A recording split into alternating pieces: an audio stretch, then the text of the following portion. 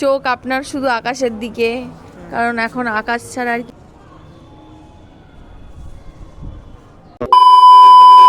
Hello everyone, আমি আবার পৌষ সংক্রান্তির একটা ছোট্ট ব্লগ আমি নিয়ে চলে এসেছি, যেটা সারাদিন মানে পৌষ সংক্রান্তির দিনকে আমি কিভাবে দিনটা কাটালাম সেটা বলবো বলে।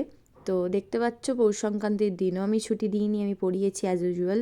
তারপরে এসে এই যে ছাদে দেখতে পাচ্ছি ভাই তো উঠে পড়েছে অলরেডি ঘুড়ি টুড়ি নিয়ে। তো আমি পড়িয়ে টড়িয়ে এসে দেখলাম যেরকম মকর সংক্রান্তি নিয়ে আপনার মতামত বলুন। খুবই ভালো, আর ভালোই ঘুড়ি উঠছে।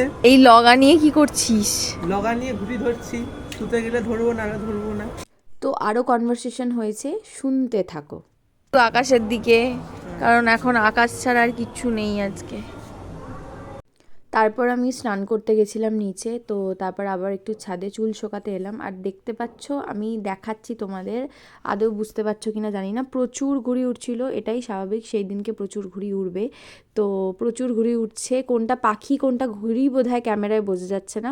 তারপরে এই যে দেখো গাঁদা ফুলের গাছ লাগানো হয়েছে, তো কত কুড়ি ফুটেছে, একটা ফুল ফুটেছে। পড়তে বস না বইটা নিয়ে। कौन है ये लोग? कहां से आते हैं?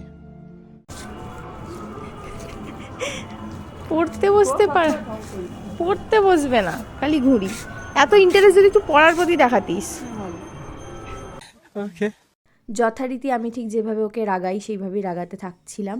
তো কাকা উঠেছিল ছাদে দুপুরবেলা খাওয়া দাওয়া করে। তো এই যে দেখছো এত ঘুড়ি উঠছে।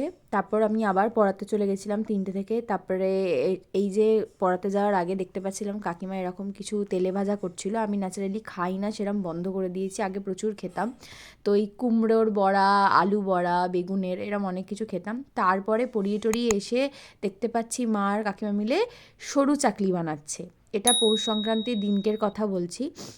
তো সরু চাকলি বানাচ্ছিল। তারপর এসেই আমি পড়াতে বসে যাই, তারপর আর কিছু ক্লিপস নিতে পারিনি। তো এইভাবেই গেল। তো ভালো লাগলে লাইক, কমেন্ট, শেয়ার, সাবস্ক্রাইব।